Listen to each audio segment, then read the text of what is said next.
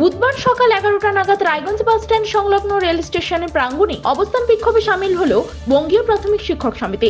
সংগঠনের পক্ষ থেকে জানানো হয়, এই বিক্ষোভ একাধিক গুরুত্বপূর্ণ দাবি দাওয়া ঘিরে সংঘটিত হয়েছে। বিক্ষোভকারীদের অভিযোগ, অস্বাভাবিক গরমের অজুহাতে বিদ্যালয়গুলিতে দীর্ঘ ছুটি ঘোষণা শিক্ষার ধারাবাহিকতাকে বিপন্ন করছে। এর পাশাপাশি শিক্ষক নিয়োগে চলমান দুর্নীতি এবং জাতীয় রাজ্য শিক্ষানীতির মাধ্যমে রাজ্যের হাজার হাজার সরকারি বিদ্যালয় বন্ধ করার চক্রান্তের প্রতিবাদে সরব হন শিক্ষকরা। তাদের দাবি, সমস্ত যোগ্য প্রশিক্ষিত শিক্ষকদের অবিলম্বে চাকরি নিশ্চিত করতে হবে। পাশাপাশি প্রাথমিক শিক্ষাকে ধ্বংস করার যে প্রক্রিয়া চলছে বলে তারা মনে করছেন, তা বন্ধ করতে হবে। এই দাবিগুলির ভিত্তিতে বঙ্গীয় প্রাথমিক শিক্ষক সমিতির পক্ষ থেকে ওডিআই অফ স্কুল পিই নিকট স্মারকলিপি জমা দেওয়া হয়। এ বিষয়ে এদিন বঙ্গীয় প্রাথমিক শিক্ষক সমিতির সম্পাদক সুজন কৃষ্ণ পাল আর কি বলছেন শুনবো।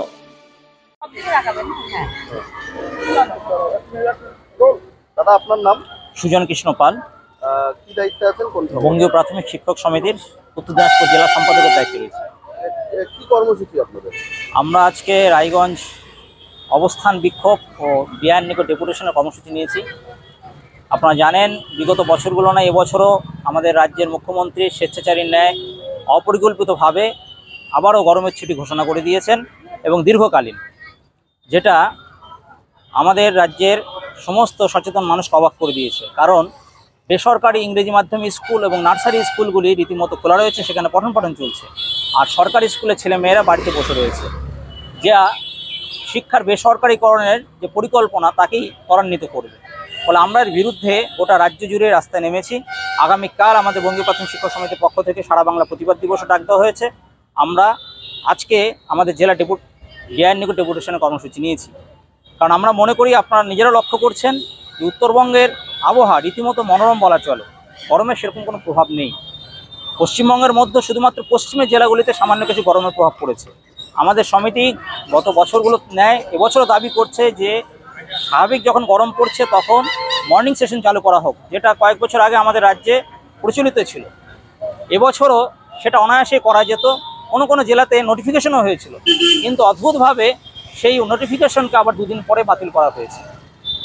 আর তীব্র গরম পড়ার আগেই গরমের ছুটি দিয়ে দেওয়া হয়েছে। এবার পরবর্তীতে যখন তীব্র তাপপ্রবাহ হবে, তখন তাহলে আবার গরমের ছুটি ঘোষণা করে দেবেন সেই তাপর অজুহাতে।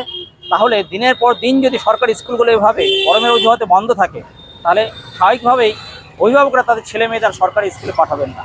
ফলে শিক্ষার বেসরকারীকরণের যে চক্রান্ত চলছে তা পুরোপুরি কার্যকর হবে বলে আমরা আশঙ্কা করছি। পাশাপাশি আপনারা জানেন, শিক্ষক নিয়োগের দুর্নীতির কি ভয়াবহতা সকলের সামনে এসে গিয়েছে। হাই স্কুলের 26,000 শিক্ষকের চাকরি চলে গিয়েছে, যার মধ্যে যোগ্য অযোগ্য উভয় রয়েছেন। মধ্যশিক্ষা পর্ষদ তা বাছাই করে দেয়নি। আগামীতে 32,000 প্রাথমিক শিক্ষকের চাকরির এই আশঙ্কা দেখা দিয়েছে। ফলে আমরা এ দাবিও করছি আজকে যে পশ্চিমবঙ্গ প্রাথমিক শিক্ষা পর্ষদকে যোগ্য শিক্ষকদের যাতে কোনো রকম চাকরিতে সংকট না দেখা দেয় সে দায়িত্ব নিতে হবে এবং পাশ ফেল প্রথা চালু করতে হবে। জাতীয় শিক্ষানীতি 2020 এবং রাজ্য শিক্ষানীতি 2023 যা মূলত বেসরকারীকরণের নীল নকশা, তা বাতিল করতে হবে।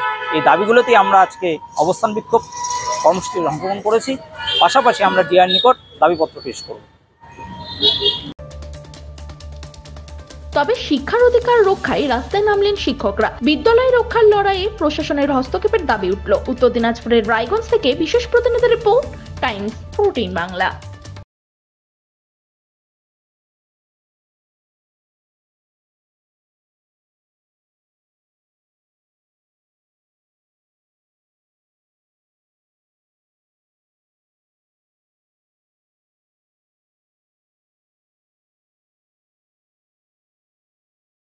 এই নববর্ষে মাত্র 38 লাখ অনওয়ার্ডসে পেয়ে যাবে 11টা সেমি ফার্নিশ ফ্ল্যাট। তোমরা কি রায়গঞ্জে নিজের স্বপ্নের বাড়ি খুঁজছো? তবে কিন্তু এটাই সুবর্ণ সুযোগ, কারণ পয়লা বৈশাখ ও অক্ষয় তৃতীয়া স্পেশাল অফারে কিন্তু পেয়ে যেতে পারো ফ্ল্যাট কিনলে ফার্নিচার একদম ফ্রি।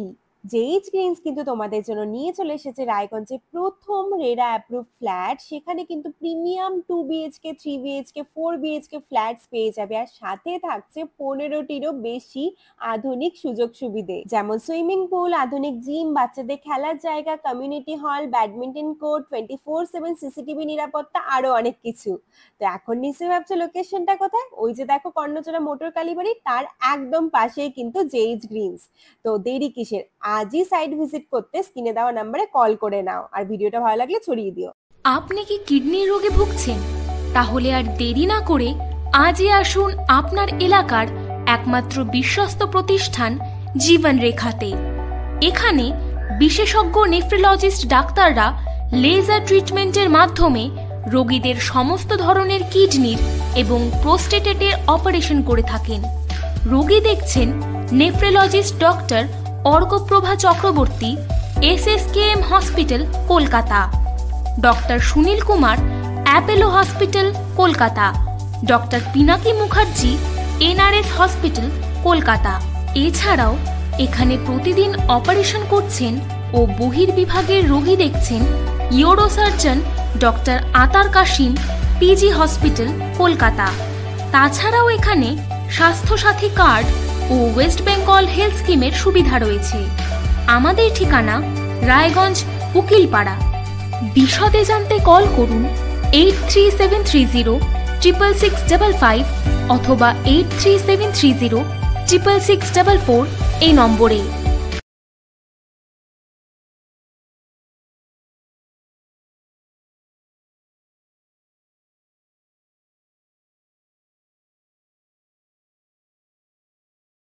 আপনি কি চাকরি পরীক্ষার্থী? চাকরি পরীক্ষার বই খুঁজছেন?